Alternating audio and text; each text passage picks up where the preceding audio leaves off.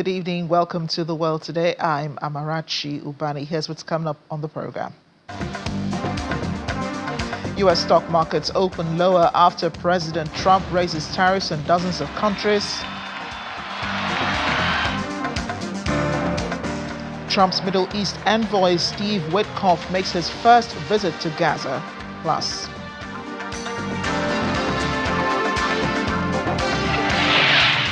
travel regulations change in Europe as biometric checks replace stamps on passports. Let's begin. Stock markets around the world have opened lower as U.S. President Donald Trump announced his new tariffs on more than 90 countries. Trump also announced higher tariffs for many Canadian goods, but most products are exempted due to a free trade agreement, while Mexico has escaped higher levies for another 90 days. Bangladesh declared a decisive diplomatic victory after the U.S. reduced tariffs from 35% to 20%. The U.S. is Bangladesh's largest single export market, accounting for 17% of its total exports. Ready-made garments makes up nearly 90% of exports to the U.S. And with the U.S. declaring 50% tariffs on Brazil, the government has indicated it will announce some contingency measures next week to help businesses cope with the tariffs. For Switzerland, today's 39% tariff rate is worse than the worst-case scenario. These are the fourth highest levies globally. Switzerland's government was confident after a recent meeting with U.S. Trade Secretary Scott Bessent. Swiss President Karin Keller-Sutter said she had been told that her country would likely reach a deal. Back to the markets now. All three major indexes in the U.S., the Dow Jones Industrial Average, the S&P 500 and the Nasdaq are lower, with the Dow and S&P down about 1% and the Nasdaq dropping 1.5%. Canada's Prime Minister Mark Carney says he is disappointed by an increased tariff on some exports to the United States. President Donald Trump escalated the trade war by boosting the tariff rate from 25% to 35%, saying that Canada had failed to cooperate in curbing the flow of fentanyl and other drugs across the U.S. border. The Canadian government says it's cracking down on drug gangs. However, most goods from Canada will dodge the import tax imposed by the U.S., all thanks to an existing trade treaty, that's the United States, Mexico and Canada agreement. Trump also announced sweeping tariffs on dozens of countries as he continued his drive to remake the global trade. Economists and financial analysts have warned the new levies would raise prices for businesses and consumers in the U.S. and weigh on the economy, predictions the Trump administration has dismissed. Meanwhile, Trump's Middle East envoy Steve Witkoff has for the first time visited a controversial Israel and U.S.-backed aid distribution site in Gaza. Witkoff went with U.S. Ambassador to Israel, Mike Huckabee, in a delegation accompanied by Israeli Defense Forces. Huckabee said they went to learn the truth about the activities of the Gaza Humanitarian Foundation site. The visit follows near-daily reports of deadly shootings at GHF points, with the UN reporting at least 859 Palestinians killed in the vicinity of the site, a figure that the GHF rejects. Israel says its troops have only fired warning shots and they did not intentionally shoot civilians. Witkoff and Huckabee visited one of the GHF sites near Rafah in southern Gaza. Huckabee said they'd received briefings from the IDF and spoke to folks on the ground.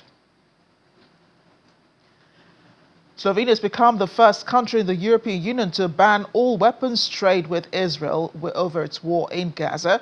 The move by the government comes 2 weeks after the Central European nation declared Israeli ministers persona non grata.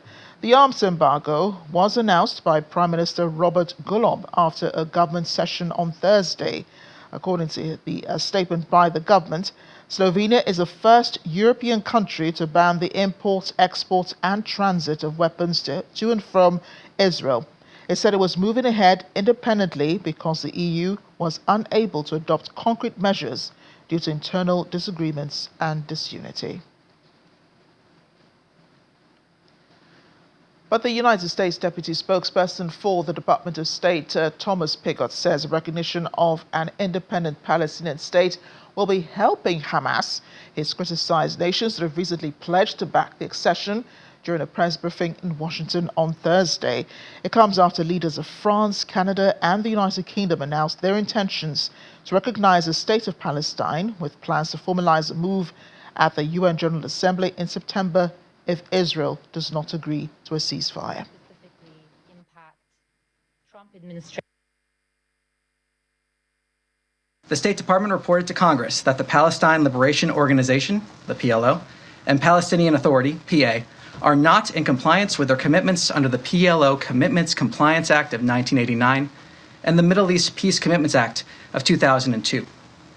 In response, the United States is imposing sanctions that deny visas to PLO members and PA officials in accordance with Section 604A1 of the Middle East Peace Commitments Act. These actions reflect our national security interests and our commitment to holding the PLO and PA accountable for undermining the prospects for peace. The Biden administration, in this biannual review, also found them in noncompliance.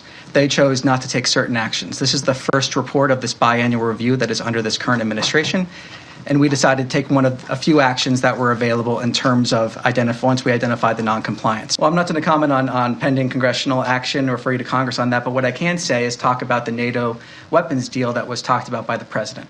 The fact that we have an agreement with NATO in order for them to buy weapons in which they can then send to other countries if they so choose.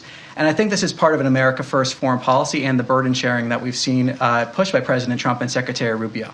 The idea that we have other countries stepping up that make stronger alliances. Well, we have been clear, the president's been clear, and so has the secretary, about how we view recent actions from Russia. We've seen the president discuss the new timeline that he has in place in terms of actions he may take regarding Russia, secondary sanctions or other items. So what we are seeing here, or tariffs, and other items. What we are seeing here, again, is a clear indication and transparency from this administration about how we view these recent actions. The fact that we have tried, in good faith, to approach these discussions to encourage both parties to come to the table. We have seen that happen, which is a credit to the leadership of this administration. But also the fact, as the president said, we need to see action, not words. U.S. State Department spokesperson Thomas Pigott answering questions from reporters. Now, away from the Middle East, Ukrainian President Volodymyr Zelensky has called for stronger international sanctions on Russia after a deadly attack on Kyiv that killed at least 31 people. Zelensky said 5 children, the youngest aged 2, were among the dead, and 159 people, including 16 children, had been wounded in the assault on the capital, Kyiv, on Thursday. Kyiv observed a day of mourning today after the attack collapsed an apartment block and damaged a hospital, school, nursery, and university. Russia launched more than 300 drones and 8 cruise missiles in Thursday's assault. Ukraine's Air Force said the attack was one of the deadliest Kyiv has experienced since Russian President Vladimir Putin launched a large-scale invasion in February of 2022. But the Russian Federation did tell the UN Security Council on Thursday it has always been open to diplomacy in Ukraine. Deputy Permanent Representative Dmitry Polyansky said he recalled Moscow's support for Minsk, for the Minsk package of measures endorsed by the Council in 2015. Briefing the Security Council, he said recent calls for peace coincided with the depletion of the military potential not only of the Kyiv regime, but also of its Western sponsors. Both Russia and Ukraine must negotiate a ceasefire and durable peace. It is time to make a deal. President Trump has made clear this must be done by August 8th. The United States is prepared to implement additional measures to secure peace. The Security Council is meant to meet and discuss real problems, threats to international peace and security. And the name of the real problem is written on that country nameplate, Russian Federation. Just last night, on the eve of this meeting, Russia unleashed yet another ruthless assault on Ukraine, with 309 UAVs and 8 cruise missiles from different directions.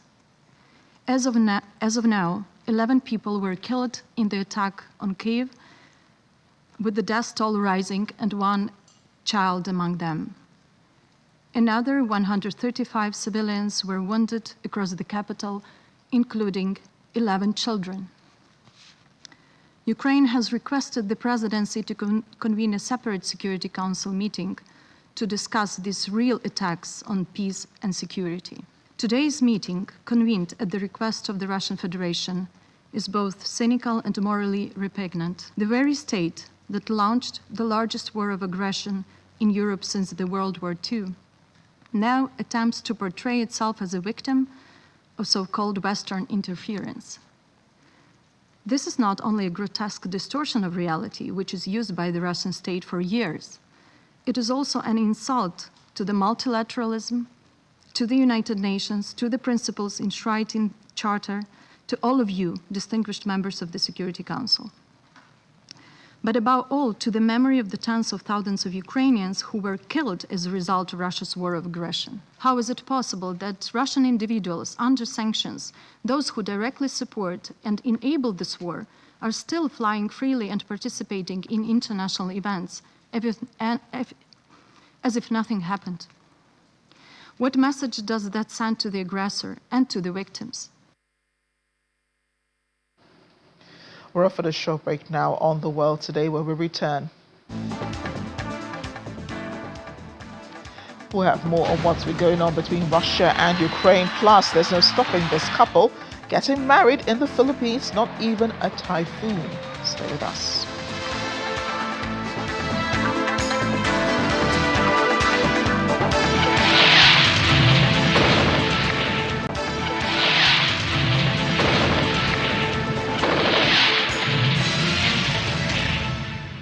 Welcome back to The World Today. Russia's President Vladimir Putin has commented on recent national issues in Ukraine pertaining to corruption.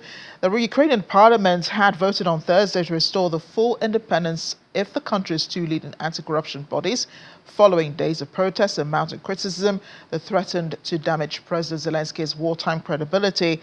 That move came after thousands took to the streets of Kyiv and other parts of the country, outraged by the rushed amendments pushed through by the lawmakers from Zelensky's ruling party that had weakened the powers of the National Anti-Corruption Bureau of Ukraine and the Specialized Anti-Corruption Prosecutor's Office. In a dramatic reversal, Zelensky submitted a new bill under pressure from citizens and top European officials who warned that undermining Ukraine's anti-graft framework could derail its hopes of joining the European Union. Well, lawmakers voted 331-0 in favor of the new legislation reversing the controversial measures. Well, President Putin did say the question of the degree of corruption in the society's capacity, its readiness and ability to fight this phenomenon. The readiness of and ability of society to fight the corruption means that society itself must be in a position to be ready, to want to, and to be able to fight corruption. President Putin, sitting with the Belarusian President Alexander Lukashenko yesterday, also answered questions regarding the peace talks going on between his country and Ukraine. He said he does want lasting peace and stable peace, but he's been given no indication that he is willing to make any concessions to achieve it. He said that we need a lasting and stable peace on solid foundations that would satisfy both Russia and Ukraine and would ensure the security of both countries. While U.S. President Donald Trump did give Russia a deadline for hostilities to cease, it ends in a week. President Putin says that if Russia and, President Trump did say if Russia and Ukraine do not come to an agreement to end the war by next Friday, August 8th, he will impose a package of economic sanctions on Russia. Let's bring in now CEO, Aquiline Intelligence and Geopolitical Risk and Defense Consultant Expert, Onikachi Adikoya. Thank you for joining us on the program. Thank you for having me, and greetings to the viewers. you've been monitoring very closely what's been going on between Russia and Ukraine. But let's begin with the corruption issue that President Volodymyr Zelensky has been battling over the past 1 week. He was going to weaken the powers of the country's two major anti-corruption bodies. Bear in mind, this is a country still at war. He's been warned that doing that, undermining the anti-corruption bodies, could derail hopes of Ukraine ever joining the European Union. He reversed the move and all seems well for now. What do you make of that situation in Ukraine and how that could impact Zelensky's credibility in this war? Well, I think from a geopolitical perspective, this whole incident has damaged Zelensky's reputation significantly. Because it ties into recurring narratives of corruption, even with military enlistment. Corruption had been an issue in Ukraine, if you recall, that the IMF did insist that the Ukrainian government, post the Euromaidan, must have a strong anti-corruption structure in place as a condition for admission to Europe. And as a fallout, you then had the NABU and the SAPO put in law.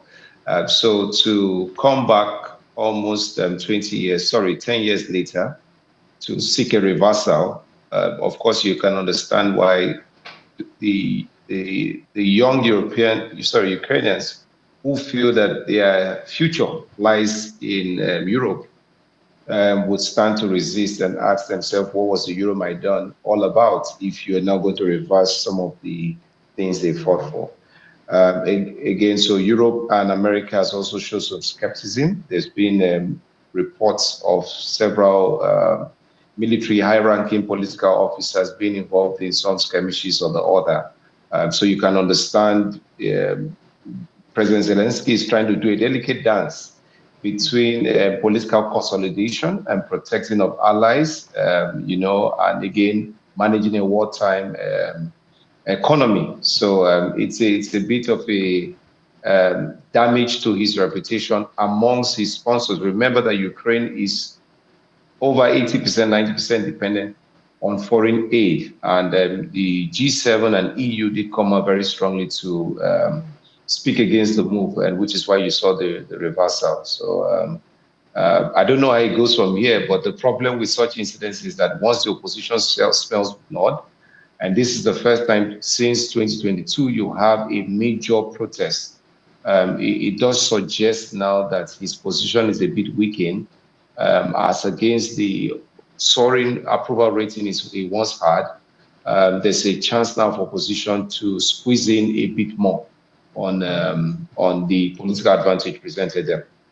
Let's talk about the airstrikes from Russia into Ukraine. We've seen a lot of them, about 300, I think, in about a week. And this is happening as Russia and Ukraine try to decipher ceasefire as well as peace talks. President Putin says he's open, to those peace talks. We really haven't seen much, movement in that direction. He's just about a week now to President Trump's deadline, August 8th. So what do you think could happen after that? We've never known President Putin to listen to anyone in the first place.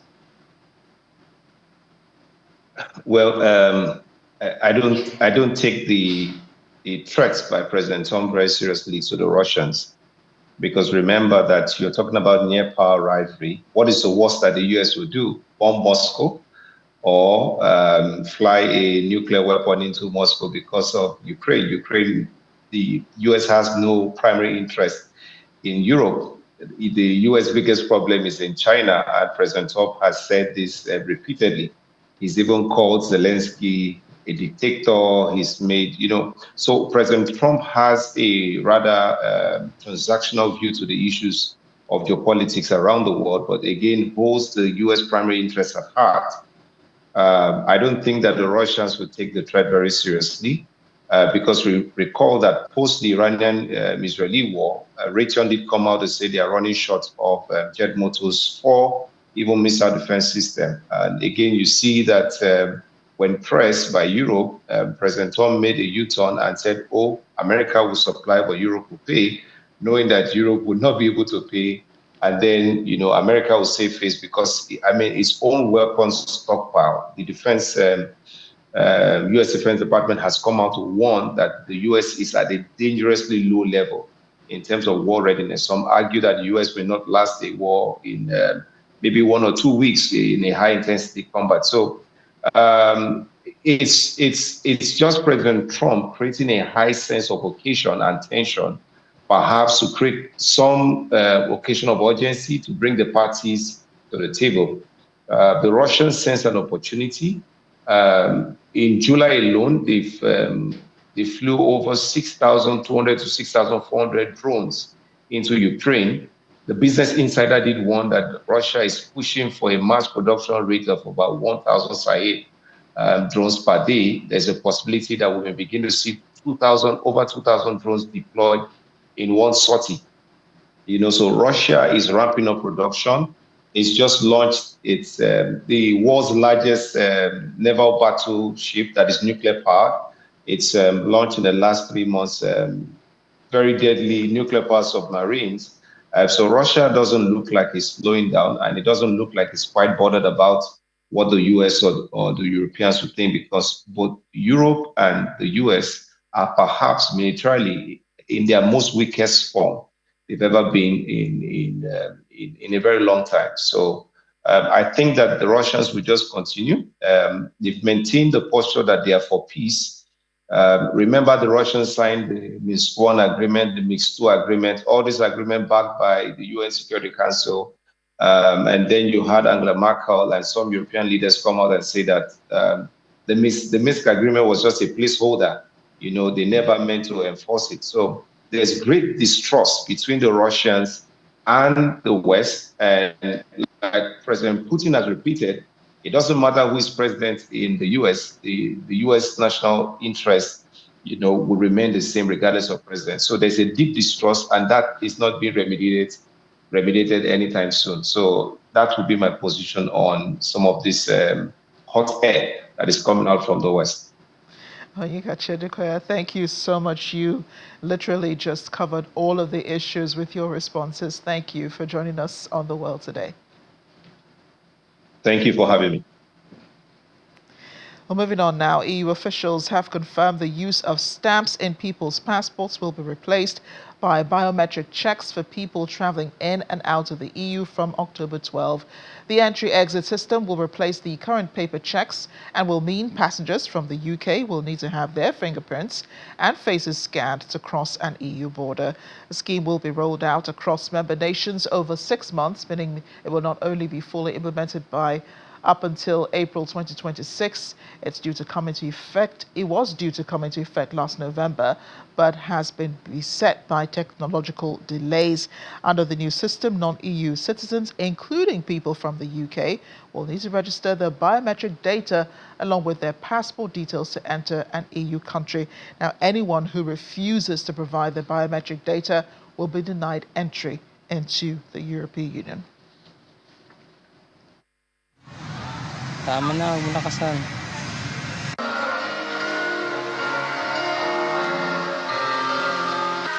Dandan lang.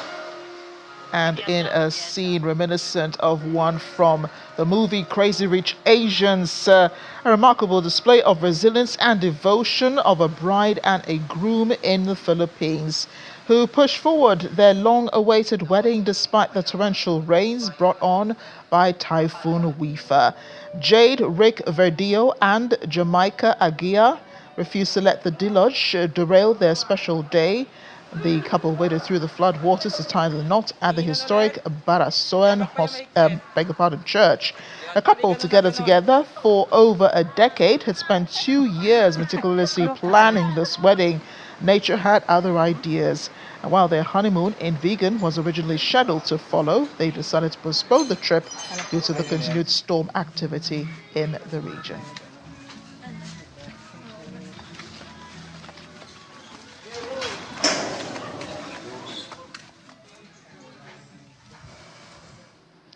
I guess in the end, all you need is love. Thanks for watching The World Today. I'm Amarachi Ubani.